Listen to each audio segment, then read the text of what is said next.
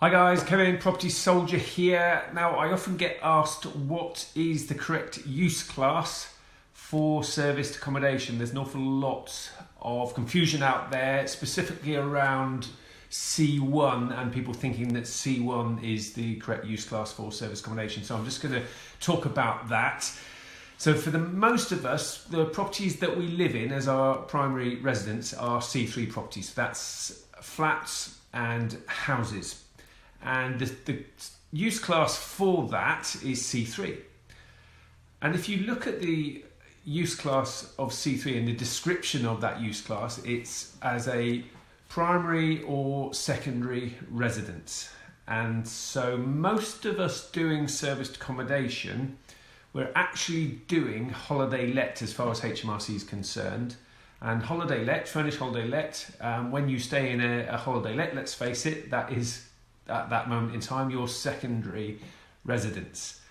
And so for most of us doing SA, providing accommodation for our guests, the most appropriate use class to do that is with a C3 property. And that's really good news because you don't need to, for most of us, the properties that we've currently got to use as service accommodation, you don't need to be applying for change of use for that. So that could be your buy-to-lets, or it could be rent to SA, or property that you buy to do service accommodation. You can be just acquiring C3 property or using C3 property for that. Now, just to clarify, I like to call it whole house SA or whole apartment SA, where the same group of people, they don't have to be related or anything like that, but the same group of people are arriving and on the same day and leaving on the same day. They are part of the same group, and that can be for can be an overnighter, though we don't advocate overnight stays because you more like to get parties, but 2 nights, 3 nights, 4 night stays, 2 months, 3 months, 6 month stays.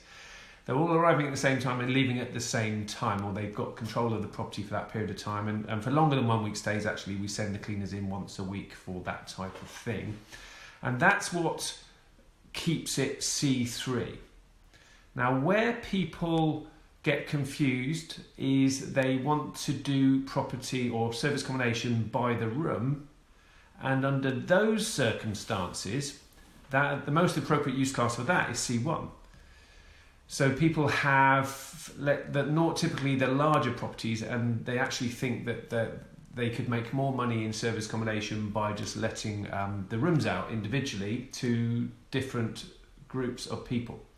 Who are not related or don't know each other at all, and they're arriving on different days, leaving on different days in the same property.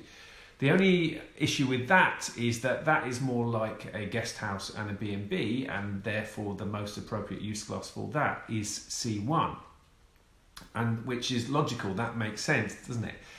But the reason why a lot of people out there are stating that people who are doing service accommodation with C3 properties, they're in breach of planning, and they should be applying for change of use to C1, etc., etc. The reason where that confusion comes in is because as far as HMRC is concerned, serviced accommodation is guest house, B&B, hotel, and therefore, people read into that and decide that serviced accommodation should be C1, whereas HMRC's definition of furnished holiday let is different to serviced accommodation, and the right use class for furnished holiday let is C3. So hopefully that just explains the confusion, and it comes down to HMRC deeming serviced accommodation as hotel, guest house, B&B, whereas they also are happy for people to do furnished holiday let, but the appropriate use class for that is C3. So that just explains it. Now I'll just quickly cover HMO, because HMO is either going to be C4, the appropriate use class, or sui generis, which is just a larger HMO where sui generis is used to still give permission for HMO to take place in the property. And people think, well, I can just use that as SA by the room. Well, no, actually, because its use class is for residents, or it's just for people's primary residence. C4 is for people on ASTs as a HMO, 6-month tenancies, or sui generis allowing HMO.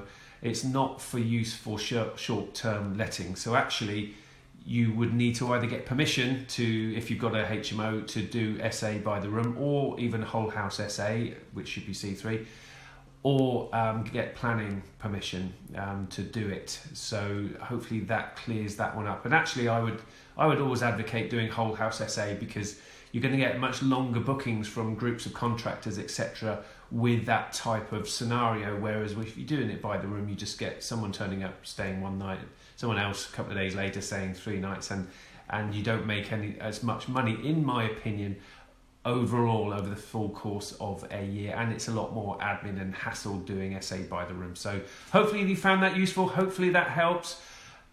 Give me a like if you've found this video useful. Comment away if you've got any other questions for me, and I'll endeavour to answer those questions.